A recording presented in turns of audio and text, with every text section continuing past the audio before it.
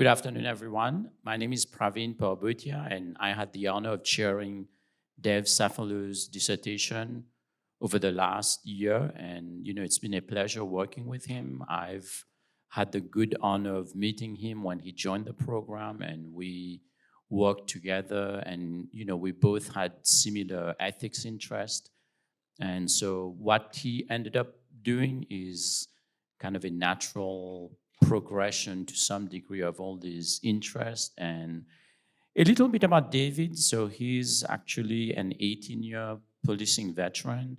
He started his law enforcement career with the Wauwatosa Police Department in 2006 as a police officer.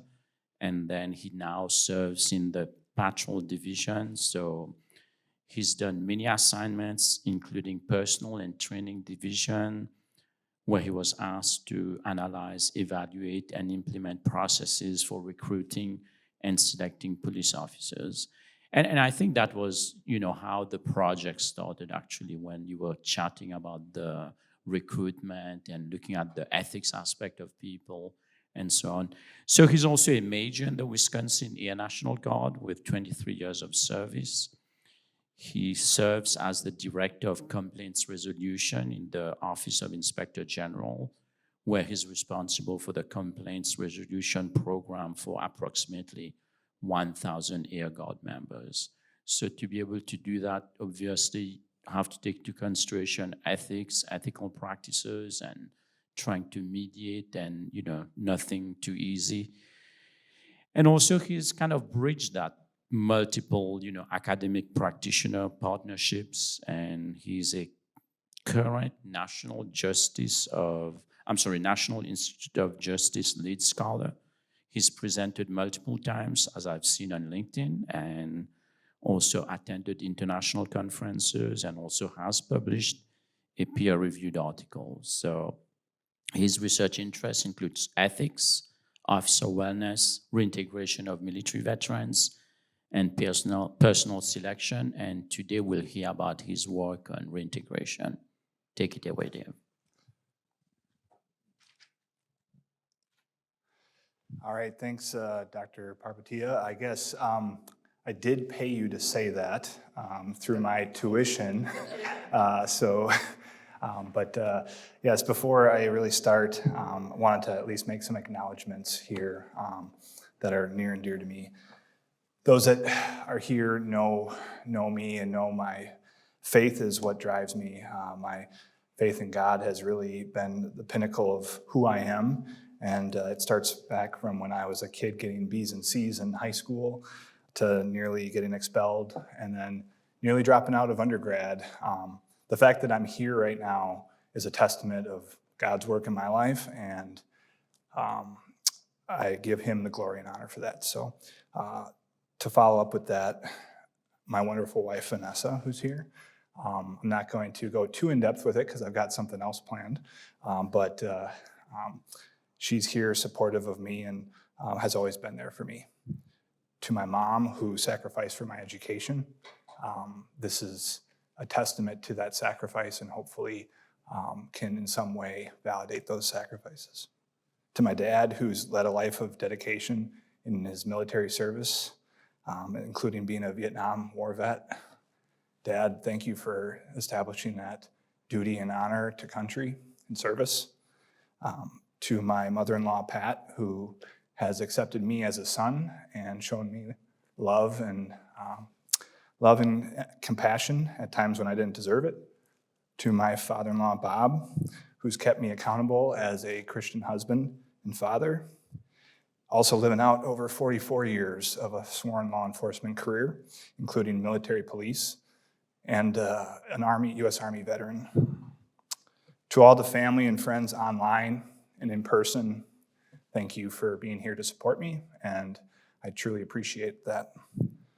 To my committee, Dr. Praveen Parboteeah, Dr. Aditya Sima, and Dr. Remy Zakaria. Thank you for providing guidance and oversight on the project. I could not have done it without your help. Praveen, you've been what I would call an academic diplomat. You're always aware of perceptions, you embody ethics, and really have been that guidance to me. Adi, you show that professors can be cool. And Remy, thank you for being the reader and providing your valuable insights to this as well. To all the veterans who trusted me and assisted me in guiding this study, thank you for your responses as well. We don't need to share words amongst brothers and sisters in arms. There's that special bond. And so I'm grateful to have shared that with you. This would not have been possible without your support. So to all those veterans out there, thank you dearly.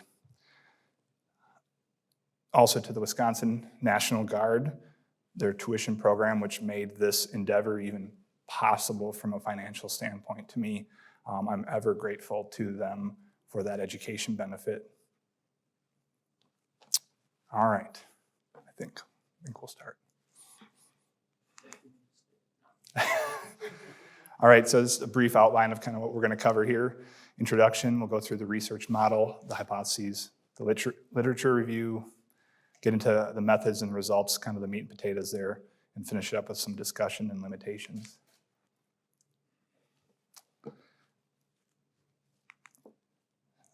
The context of one's military service is extremely complex. There's multiple factors at various levels as well.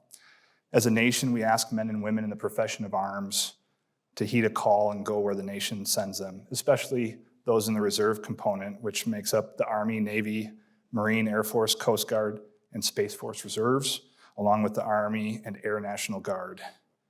And for reference, in 2020, we had more National Guardsmen activated for operations at home and abroad than in any other time in U.S. history, backdating to World War II.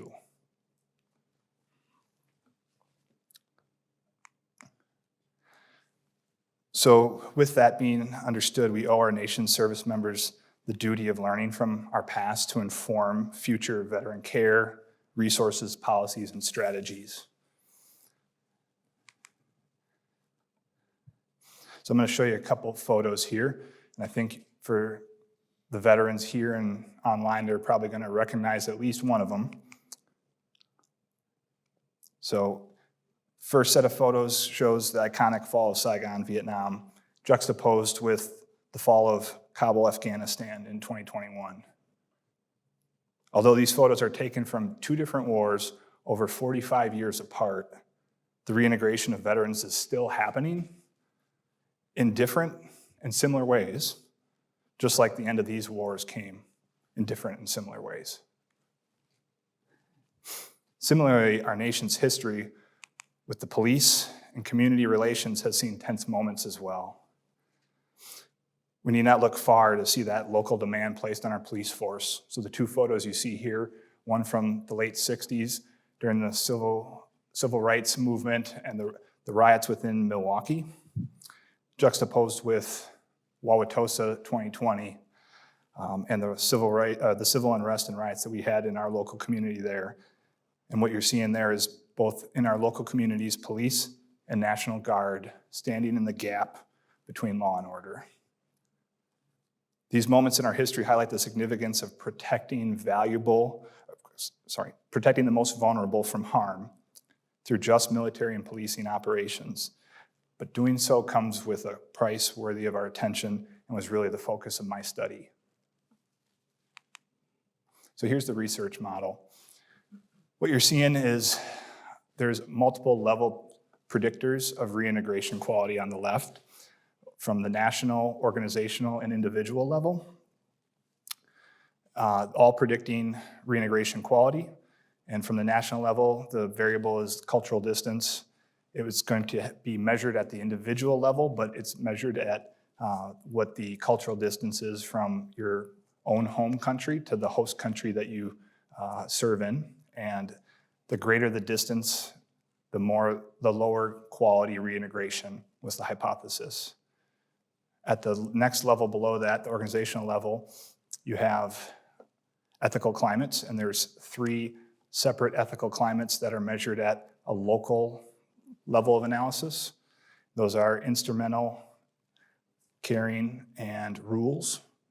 And so the instrumental climate would be hypothesized to have a negative relationship with reintegration quality, well, the caring and rules climates would have positive relationships. Below that, also at the organization levels, authentic leadership. Authentic leadership would be at the organizational level measured, and it would be a positive relationship to reintegration quality. Then down to the individual level, there's two different variables, religiosity. So how important religion is in your life would have a positive impact on reintegration quality. And then also personality factors. So within these personality factors, the 5-factor model was used, and only 3 of those 5. So the 3 personalities of openness to experience, conscientiousness, and neuroticism were viewed here, with openness and conscientiousness being positively related to reintegration quality, while neuroticism being negatively related. And then on the right side, the dependent variables as outputs from reintegration quality hypothesize that with moral voice, there's moral courage in there, and that would be voicing a concern over an ethical matter. And reintegration quality would have a positive impact on that moral voice or moral courage. Below that is another ethical behavior, silence, and termed immoral silence here, because this would be intentionally remaining silent over an ethical matter. Not just being silent about it, but intentionally being silent when you would want to voice it.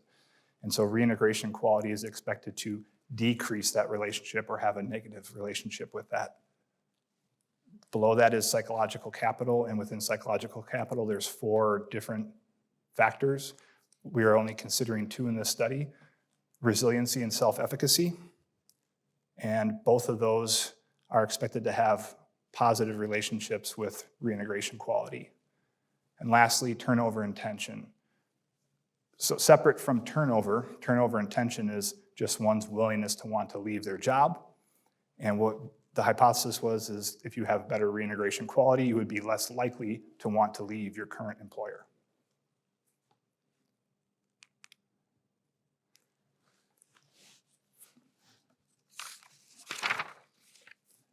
So within the theories of these variables, I concentrated on 3 different theories to guide the study. The first one being ethical climate theory.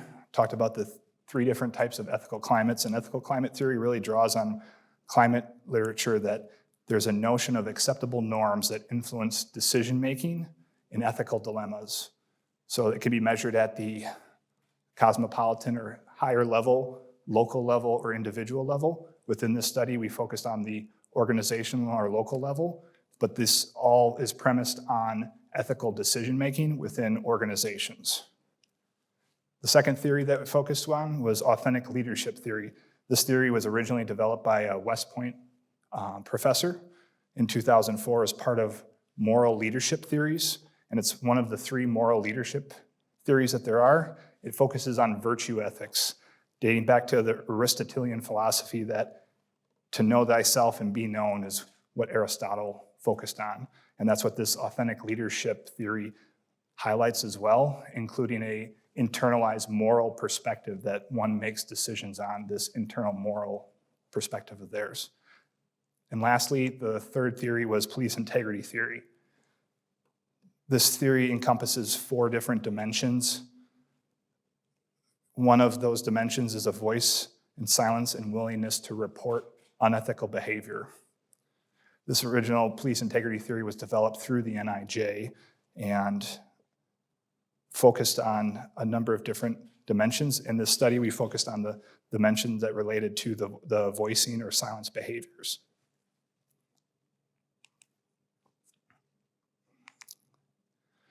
As far as the reintegration or repatriation literature, really there's 2 streams here that we're looking at.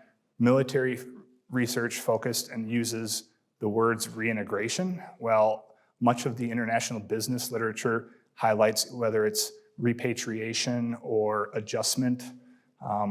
So really trying to fuse together 2 different streams of literature on the same type of process and outcome. Military research looks at it from a complex and holistic process and also outcome. And there's multiple different outcomes at different levels from reintegration, and those would include cultural distance, authentic leadership, religiosity, and personality, which is what was in the model already explained. And additionally, ethical climates really don't have a lot of literature focusing on researching those within the reintegration or repatriation context. When looking at the voice and silence measures, there's the different variables that encompass that, including police integrity theory, which highlights the willingness to voice or be silent on ethical matters, along with moral voice. And moral voice was a specific measure that was developed through the military research literature, along with silence being business related. And there's 4 types of silence. So within this, I want to highlight that the policing integrity theory views voice and silence on a bipolar construct, that you're either on one end low in silence and on the other end you're high in voice. But what we're seeing here, the research on moral voice and silence actually break those two apart on unipolar constructs, which says you could be high or low on silence, high or low on voice. And so for this, seeing that difference in how the 2 different literatures treat them, I wanted to incorporate those all into the study to differentiate, is there a better way of looking at voice and silence? And then resiliency and self-efficacy, as I mentioned, the psychological capital measures that were developed and part of 4 different constructs, but we focused on the resiliency and self-efficacy for this study. And resiliency and self-efficacy, resiliency being the ability to bounce back, while self-efficacy is believing in yourself and having the belief that you're able to do it, irrespective of whether you have the capacity or not to do it. And then turnover intention, as I mentioned, it's different from turnover in that this isn't focusing on the actual turnover of employees from a company. It's is the employee thinking about leaving the company, and specifically, a lot of literature shows that if you're thinking about leaving, naturally you're going to leave. So it's really difficult to measure turnover from companies because the data collection for that can be really problematic. So the next best way to collect that data is a turnover intent.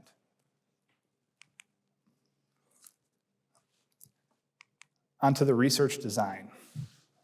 The current research design was a cross-sectional study that used linear regression and had multiple different linear regression models.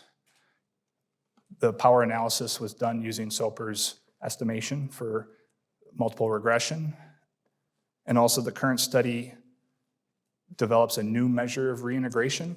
So as I mentioned before, the reintegration literature from the military side, along with the repatriation literature within the business and international cross-cultural business, really combine different items. On the military side, they looked at different things from a thematic view, while the business side viewed it in a slightly different way. So what we did was we grabbed measures from both of those streams of literature. We ended up using developing themes and having semi-structured interviews with family and friends to highlight those themes, and then using subject matter experts, including multiple different human resource directors within agencies, to validate and review these items for face validity. Then we used them in a pilot study as well. And as you see here, the pilot study included 40 military veteran family and friends. And of that 40% had police experience as well.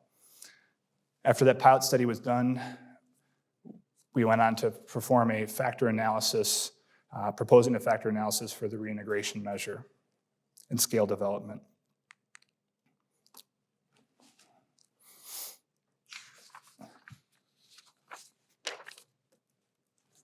For the sample, there were a total of 255 responses that indicated that they were military members in the survey. Of that 255, 183 indicated that they had deployed at least once, and a deployment was considered that you were supporting a contingency operation for at least 30 days continuously away from your, on active duty orders, away from your home duty station. That was what was defined as a deployment. Of those 183, 166 were completed cases. That comes out to a non-completion rate of 9.3%. As far as the 255 total military responses, based on the dissemination of the survey, it is unknown exactly how many total respondents viewed or received the survey. So it's unknown to be able to differentiate how many of the 255, what percentage that is. But of the 183 that said they've ever deployed, 166 completed cases. Of those 166, 36.6 were current or former law enforcement. And this is especially a challenging sample to survey because as a police officer myself, we can be somewhat skeptical of researchers, and that's kind of a known fact even within the academic community. So to get police officers and military members for that matter to respond is a challenge as well.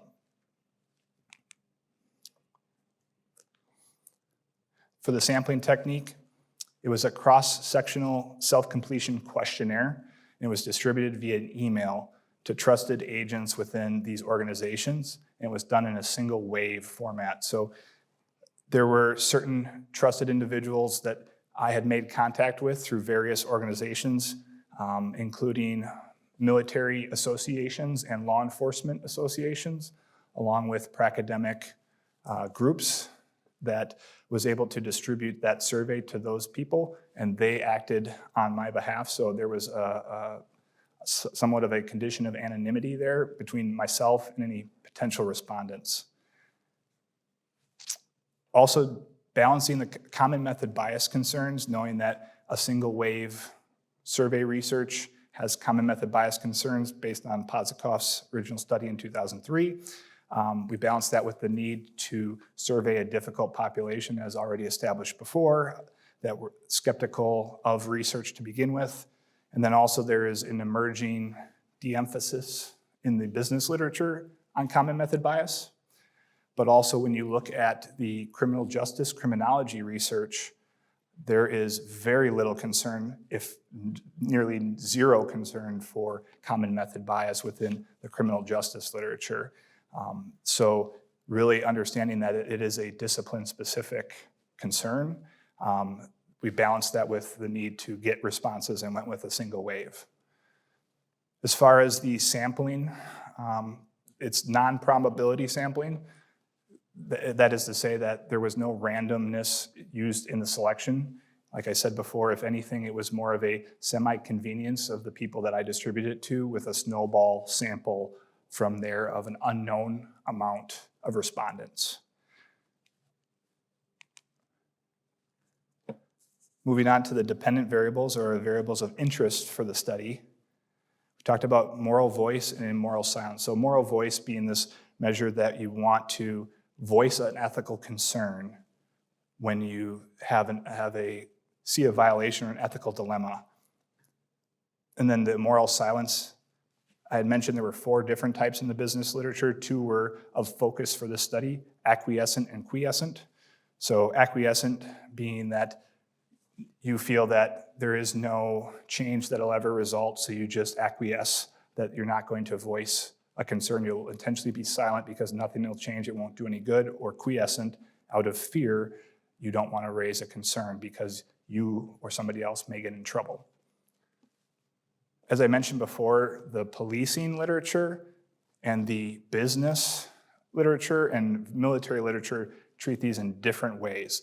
Policing literature with the police integrity scale sees it as a bipolar measure.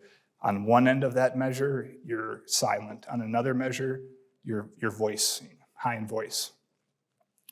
Whereas the business literature breaks those out. In addition, the police literature uses vignettes to prime respondents to ethical dilemma scenarios.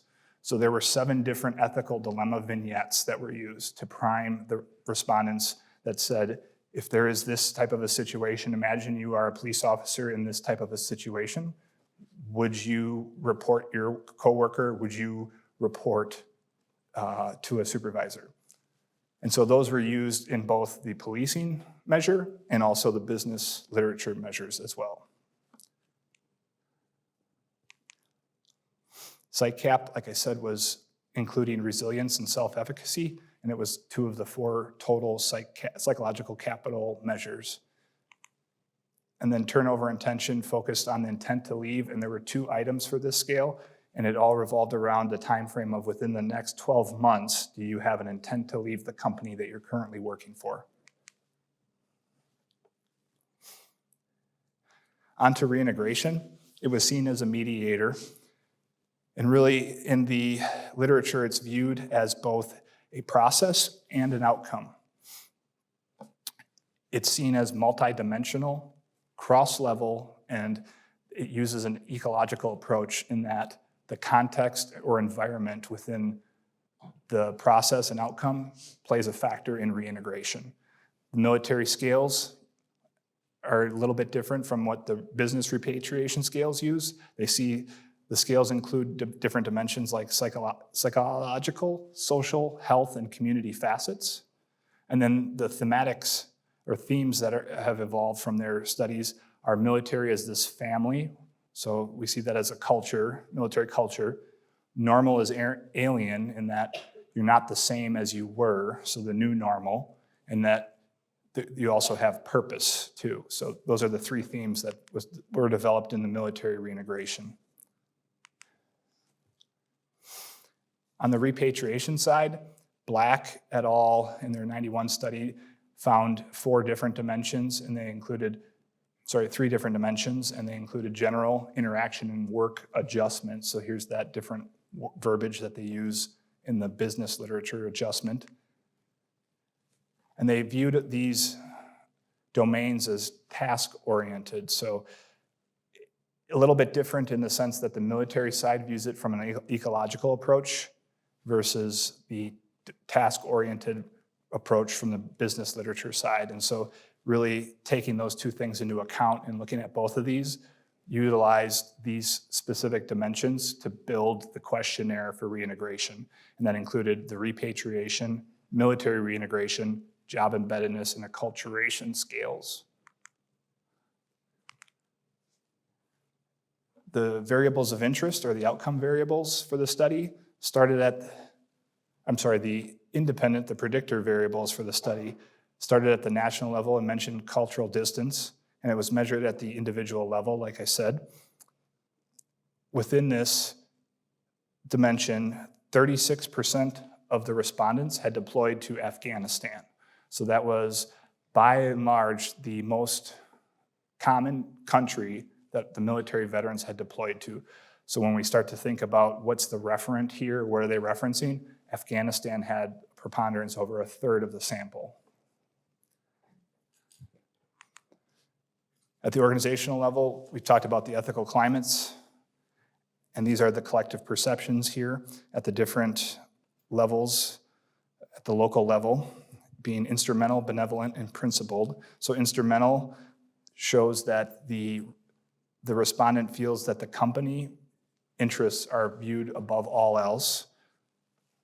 At the benevolent level, you care about somebody else, and there's a caring climate so that others' interests are above your own. And at principled level, you're referencing that there's a heavy adherence to rules and norms focus. On the authentic leadership side, as I mentioned before, it's one of 3 ethical forms of leadership, and it really involves knowing yourself. Being an ethical leader involves self-awareness, being transparent in relationships, having that moral framework that you make decisions from. And then on the individual level, we mentioned about religiosity. So the scale that's used for this is a scale that measures both Abrahamic religions, and it separates it from the other world religions, interreligions, and it's based on the terminology it uses. So in one of the scales, it references God, as opposed to the interreligion scale, it references a deity. So in this study, we were able to differentiate God and then all other religions that reference an interreligion. On the personality side, I mentioned the 5-factor model as well, and the 3 different personalities that were included in that. So in openness to experience, those people, the personality for that, you're more open to innovation, you enjoy being flexible, and you enjoy cultures. Conscientious people are heavy attention to detail, they're achievement-oriented, and neuroticism, there is more excitable, more anxious, more angry personality factor there as well. For the sample demographics, by the military breakout here, over 38% of the sample was no longer in the military at the time of taking the survey.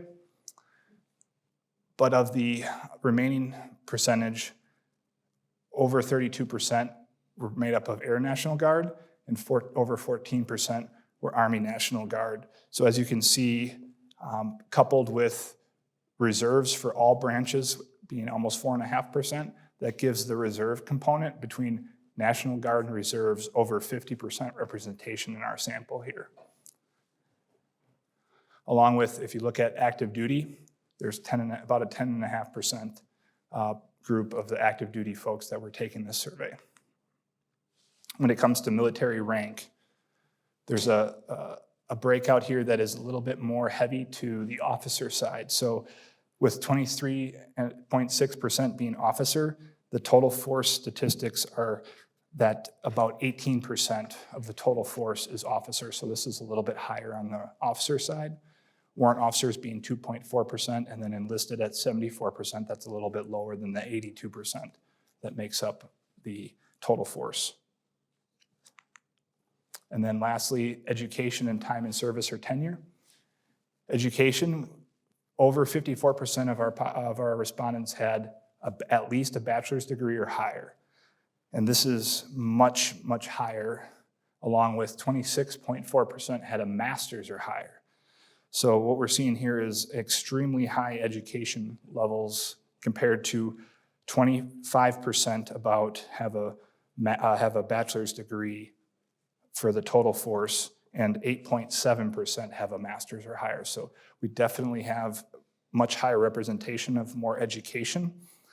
And to address this sampling bias, this higher education, it's likely the result of the association and medium that the surveys were distributed to. So the people that I had as trusted agents and the avenues that there was disseminated, those people naturally have higher education levels. So that is going to be the sampling frame that we had to use. And so that's what we're seeing here in this sample, this education demographic here as well. And then lastly, the tenure. 50% had 10 or less years in the military. As far as the 2 control variables that we used, sex, birth sex was one of the control variables. And so within the sample, just about 83% were males, 17.1% were female. And if you look at the 2 different professions, military as a whole is made up of about 17.5% female. Policing as a whole is made up about 12% female. So as you can see, the sample, if we're focusing on the military reintegration, it really mirrors quite well the military female demographic population, so it's fairly representative from sex. As far as total deployments, that was the second control variable, and the total number of deployments range from 1 to 14 being the highest, and the average deployment per person was 2.72 deployments. As I mentioned before, 36% of our military vets had deployed to Afghanistan, so that was really not looked at specifically in the study, but that gives you a sense of where are these deployments going to. And with Afghanistan being our nation's longest war, most recently as well, that would make sense that we had the majority of our respondents coming from a deployment there. And then also, the total deployments was seen as a proxy for age and rank. A correlation highlighted the significance significant relationship between between age and rank, along with total deployments. And from a logical perspective, it does make sense that the older you are, the more deployments you would have an opportunity to have. And the more deployments you had, you would naturally be higher rank. So within the military structure, if you are in longer, you have to promote, so you will naturally be higher rank if you are in longer.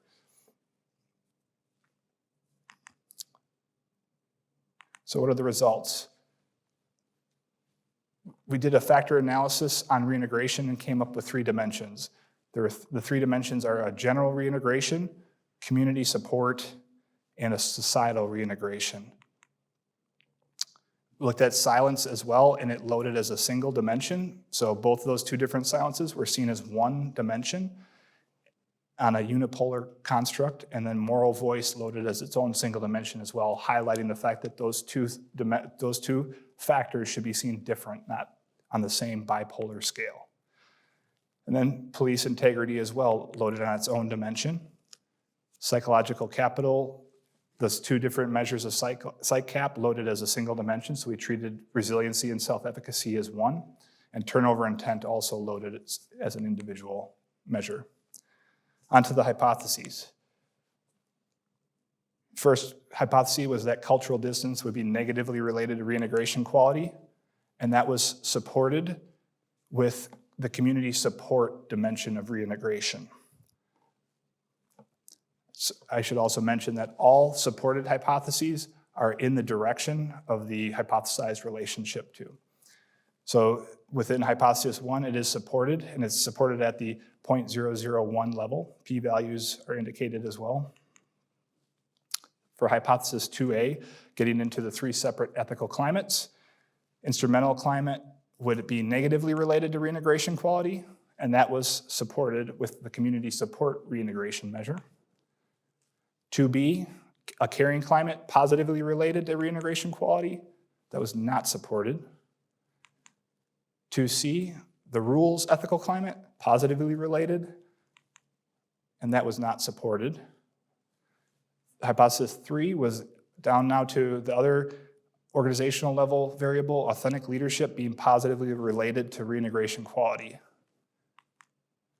And that's supported at both the general and social level of reintegration. So the 3 different factors within reintegration, 2 of those 3 factors, it's supported both there with the 0.10 p-value for general and social reintegration. Continuing on with hypothesis 4, religiosity being positively related, it was not supported. Hypothesis 5A, conscientiousness being positively related to reintegration, it was supported with community support factor at the 0.05 level. Hypothesis 5B, the other dimension of, the second dimension of personality, openness to experience being positively related, and that was not supported. And then 5C, neuroticism being negatively related, that was not supported. Lastly, the 2 controls that we talked about, sex was positively related to community support such that males experienced better community support than females. And that'll come up in discussion. And then total deployments was positively associated with general reintegration. So within general reintegration, the questions were, my civilian employer's reintegration program helped me, and then the military reintegration program helped me. So if you think the more deployments you have, those people are reporting a better reintegration program with their civilian employers and military employers.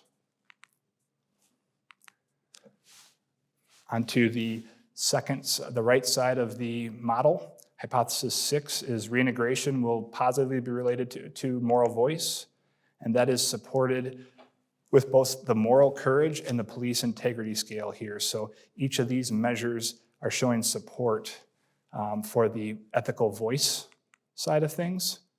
The next hypothesis deals with silence, and reintegration quality was negatively related to immoral silence from the community support aspect of reintegration. And I didn't mention before, but the community support reintegration dimension includes measures. There were 4 different items, and the 4 different items read, I live in a community that supports the police. I live in a community that supports the military. I work in a community that supports the police. I work in a community that supports the military. That's what made up community support. So living and working in a community that supports your police and supports your military. And as you're seeing, that common thread here of supported hypotheses is with that community support dimension. Hypothesis 8 and 9 were the psychological capital dimensions. So see those as one. Resiliency and self-efficacy are seen as one dimension. And that was supported with the community support reintegration dimension to psychological capital at the 0.001 level. Hypothesis 10, reintegration to turnover intent. It was supported with community support dimension, 0.01 level, and the social dimension at the 0.1 level. So the social dimension included measures that related to veterans' use of VA benefits. So if they had difficulty using their VA benefits, whether it was medical, financial, housing, that was what made the social dimension of reintegration here. And then if looking at those 2 control variables we had, neither of those were significant with any of these relationships in this hypothesis. I went on to do a little bit of post hoc analysis. It was using process macro within IBM SPSS, and it used parallel mediation in accordance with Andrew Hayes's recommendations, and it used the 3 different reintegration dimensions: general, community support, and social. In doing this, we were able to look at all 3 reintegration measures in parallel, which accounts for all the shared variance amongst those 3 mediators. We also used the same 2 control variables, sex and total deployments. We also included police experience as a 3rd control within that to differentiate, did police experience matter?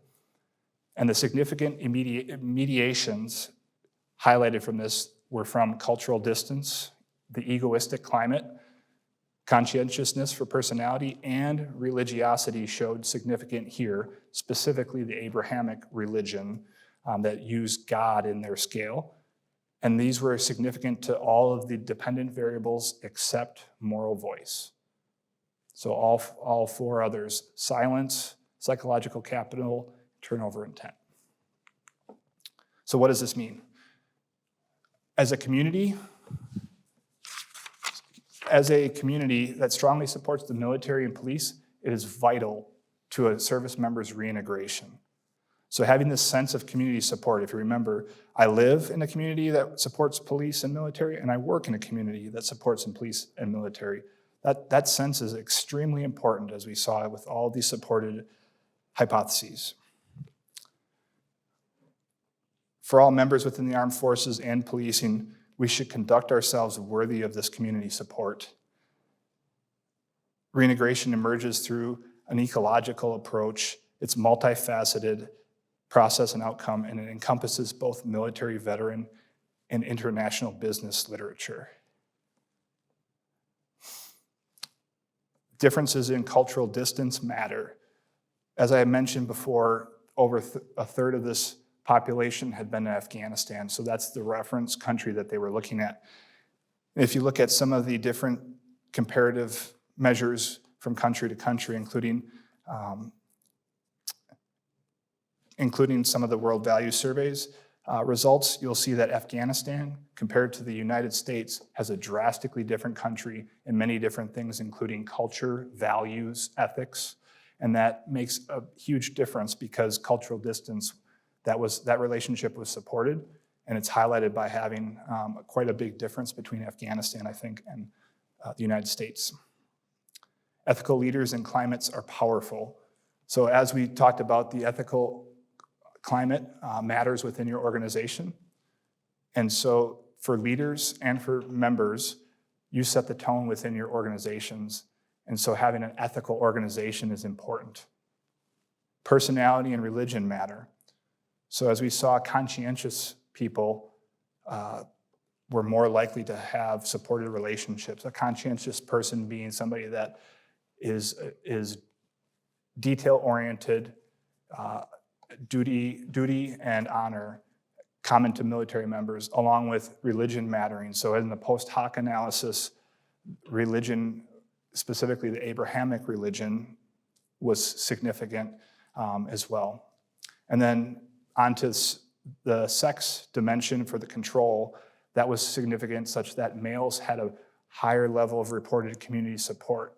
So what this highlights is a potential area for further investigation. Are males experiencing higher levels of community support than females due to them inherently being able to do that? Or is it a systemic difference between how females and males reintegrate?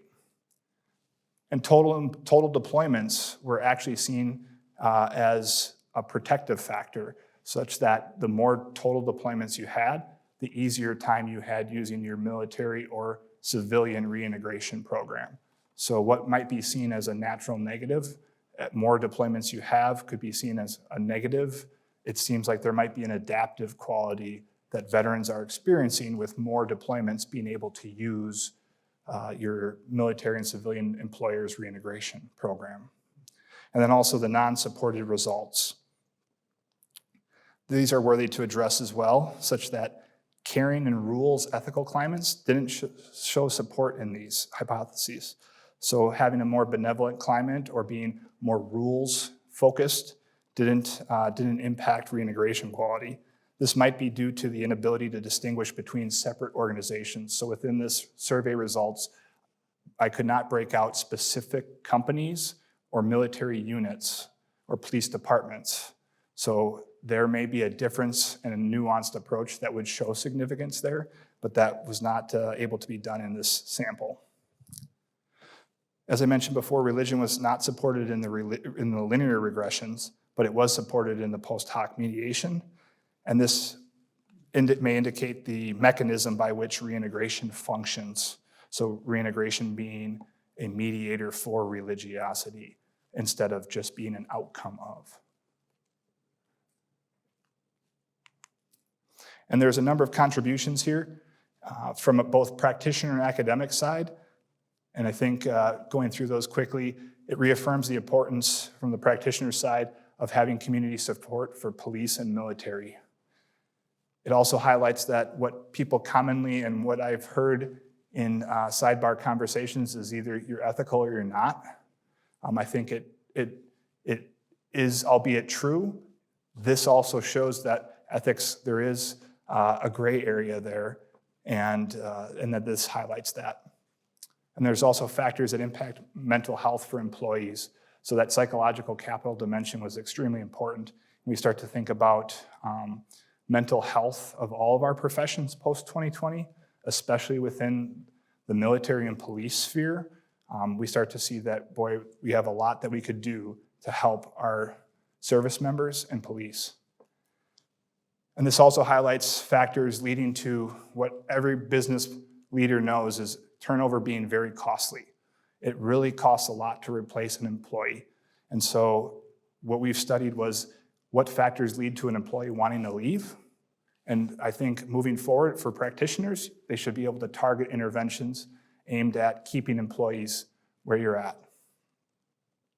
And on the academic side, this builds that comprehensive reintegration measure like we talked about. It also applies the reintegration process and outcome within an ethical climate context. And we saw that the instrumental climates were significantly supported here. It also confirms that unipolar voice measure and silence measure. So this highlighted and positioned both the policing and business literature on voice and silence, and it shows that those two things should be seen as separate measures. And it also fuses findings for both the two different groups of people, the military and the police, knowing that that over 36% of this survey sample included police. Some of the limitations were that this study is a cross-sectional study. It captures only post-deployment data. So one suggestion would be including it, making a quasi-experimental design for future studies using a pre- and post-deployment survey. That way you can capture and differentiate the impact solely of the deployment and really try to protect against any other confounding factors involving the reintegration process. So this only had a basic level linear regression. As I alluded to, there is a post hoc analysis using a little bit more deeper analysis. So the limitation of this study highlights that it is only a basic level analysis, and so further analysis, including multi-level modeling approaches and even incorporating smart PLS, would have more of a rigorous multi-level approach. And then also the problem of sample size. Due to anonymity concerns, the specific organizations were not able to be identified in this, so that kind of highlights a problem of the sample, but it also was built into this to ensure survey response. And then also it only applies to military members who had a deployment. So there were a lot of people that responded to this, military and police, that had never deployed. This really highlighted, of the 166 total cases, it really highlights a small subset of the sample of all military veterans or all police officers. So that is kind of a limited application or generalizability of this study. So on to the challenge. With Memorial Day, or what was originally developed as Remembrance Day, approaching, how will we all intentionally show our support for those that have sacrificed so much and in many cases made the ultimate sacrifice? I challenge all of us to use our time, talents, and treasures to give of ourselves to those in need from a grateful nation. Will it be marching in the local parade, flying Old Glory at half staff until noon on Monday, volunteering in a veteran service organization, or just being a neighbor to those in your community and exemplifying what community support is all about? So what I have here to finish up is my return from my 2022 deployment. What you're seeing here is my daughter Zyla. She is right here with my son Micah, and I'm in the background sneaking up on them. Unbeknownst to them, I had come home and they weren't expecting me, and then Vanessa's here watching.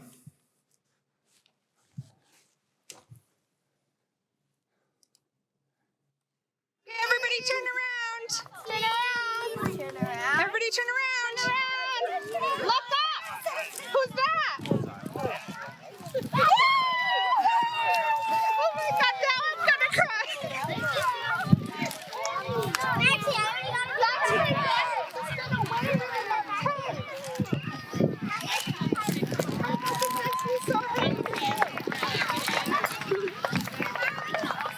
He's at the airport, so he was saying, oh my God. Daddy's home. Yay.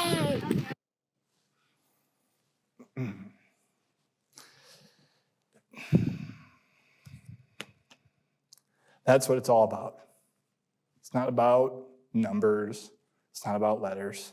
It's not about a piece of paper. It's about that. So I'm at 51 minutes. As a military guy, I've busted my time. But I feel like, as I mentioned before, Praveen, I've paid a lot. So I'm going to kind of go off script a little bit. I'll ask for forgiveness. So while I'm doing that, Vanessa, can you come up to the front?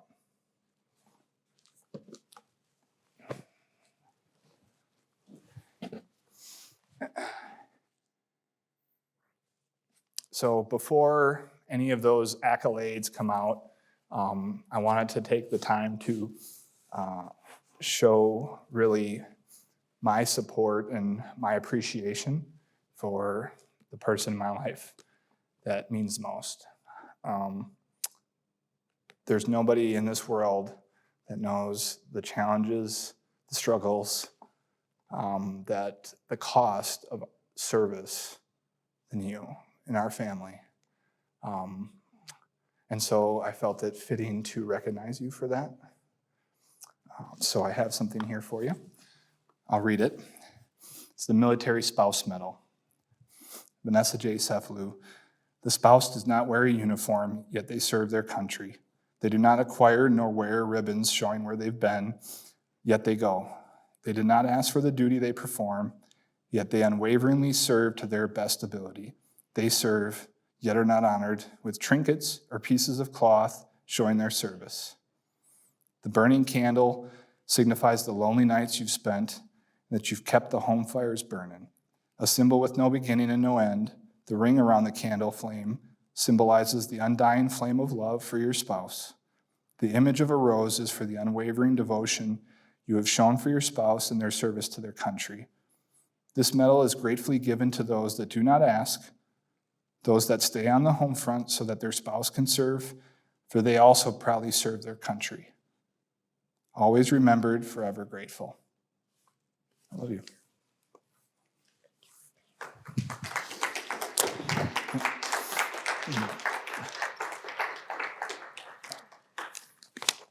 So, with that, I conclude my presentation. Pending questions. Thank you, Dave. You can do that. Like, how can we ask you questions now, right? I'll admit I strategically did that, but yes. No, but well done, and from the day one, you were really wanting to better veterans and, what they do. And thank you for letting us know again what sacrifices, you have to go through and so on. Good presentation, interesting findings. So just a few things, first of all, in terms of what you saw in the international business literature in terms of repatriation versus what you saw in the military literature in terms of reintegration. What were some of the differences? Why you think those came by? And, what would be the implications that would help the international business literature? First, the repatriation literature usually focused on individuals repatriating, usually single people that were collectively put together. The military was different in that you would have whole units doing it at many times. So that's where I think the thematic analysis identified military as culture, as family or culture. And I think that was a very definitive difference that I didn't see in the international business literature, that I didn't see a lot of. If anything, I saw repatriation or expatriates as not feeling like there was a culture for their company. And I think there was a lot of literature that shows those that repatriate on the international side will quickly turn over or are more likely to turn over after that repatriation. So I think that might be the difference that I saw from the military side of things there. And do you feel that the military is doing, is there ample support when you come back for kind of reintegration in society? I think that there's definitely a challenge. So the demographics from the sample broke apart the reserve component and active duty members.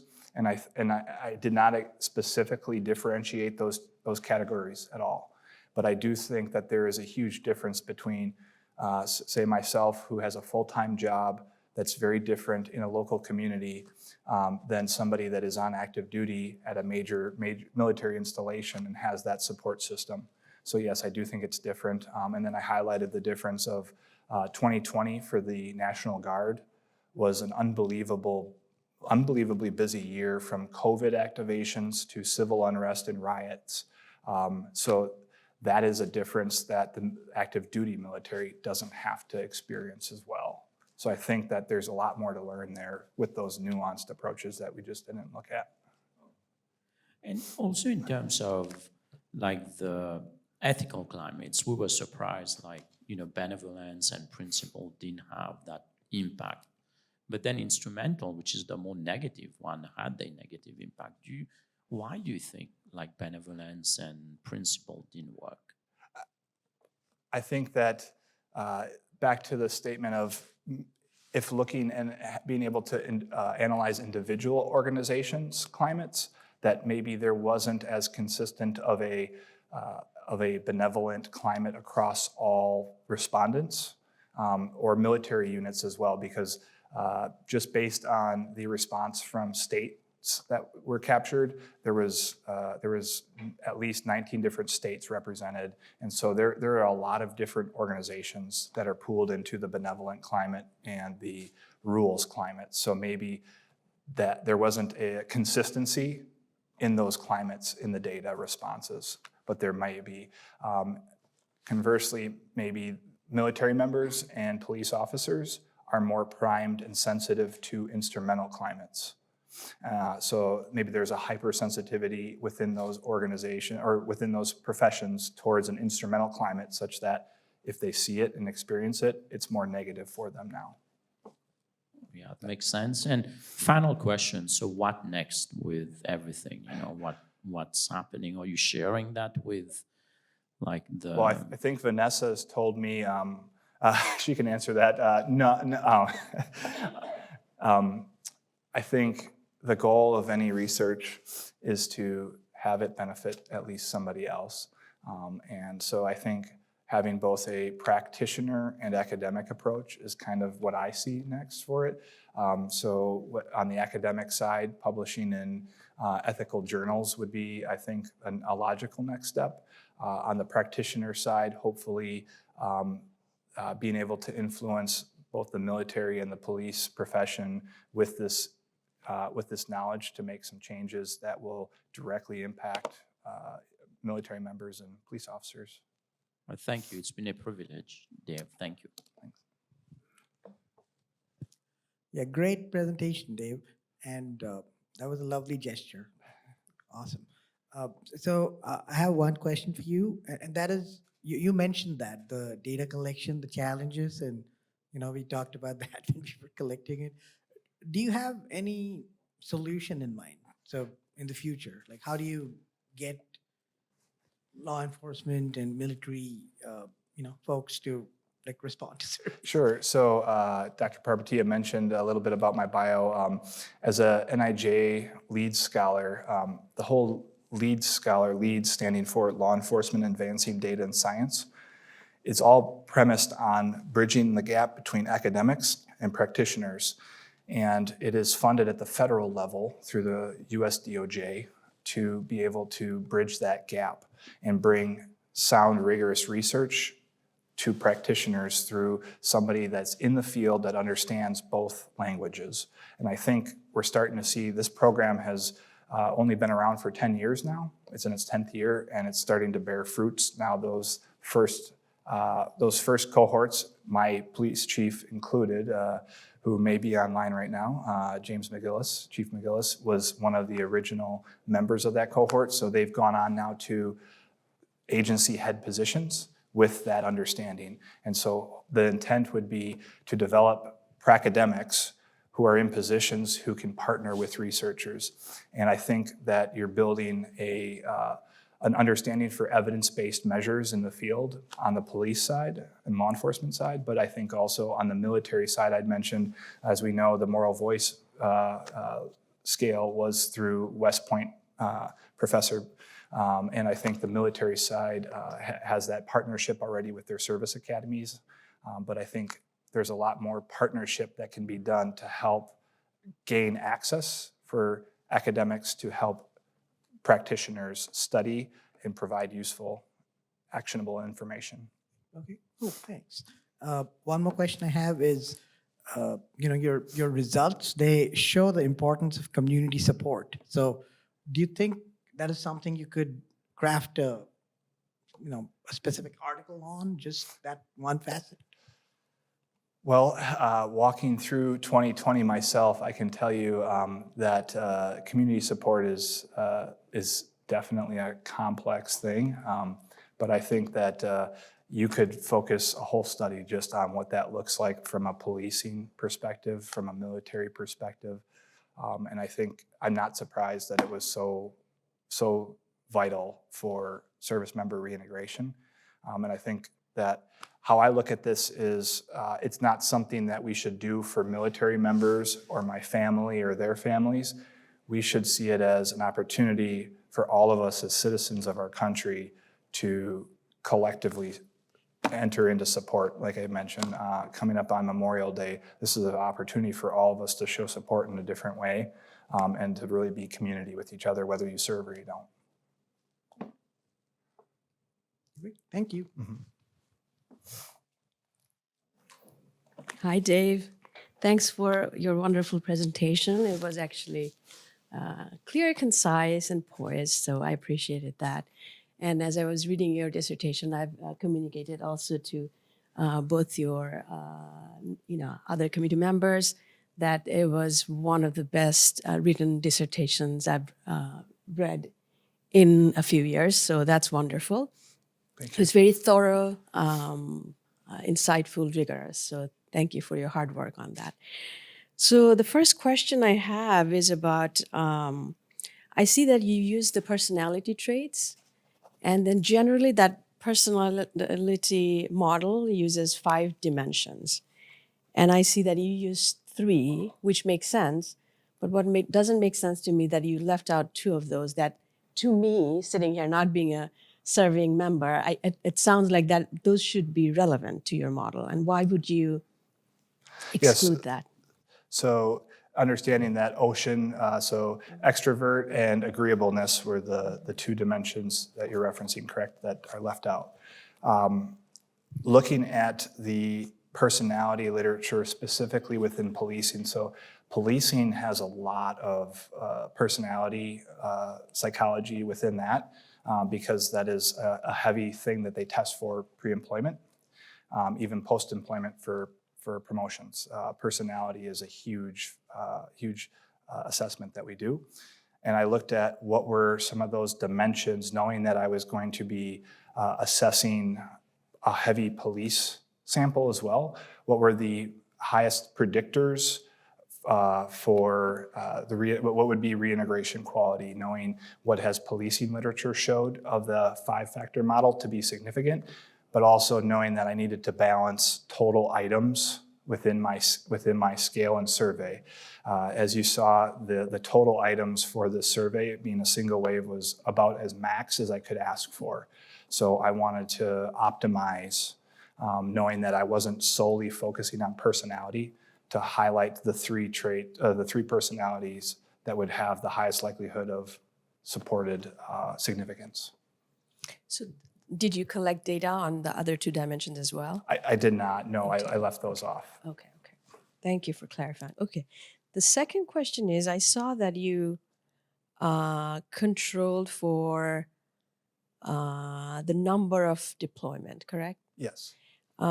Did you, by any chance, look at the number of days that were spent in total or per deployment? And do you think that would provide further insights? Then I'm not complaining. I'm not saying it's not a good study, but I'm just curious. Do you think the duration of deployment would matter quite a bit as well in predicting some Yes, of I your... do.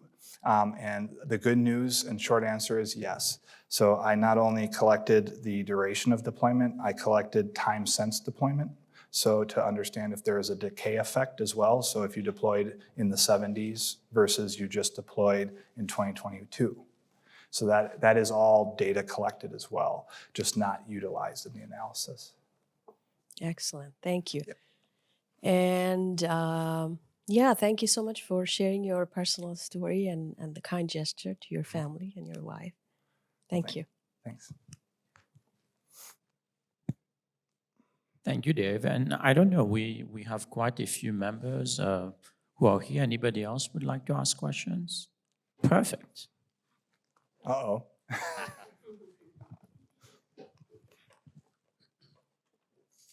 Well done. Excuse me. Well done, Dave. A long road, and I don't know what your wife told you, but I know conversation that you and I will have to have over a cup of coffee as far as your future is concerned. And I will continue to hold you accountable and give you the freedom to do what you love doing also. My question would be, in your data that was collected from respondents, you talked about sex in Army male, or Army and policing. Did you factor age of your respondents into any of the data collected, and how did that impact or skew your research that was done? I did.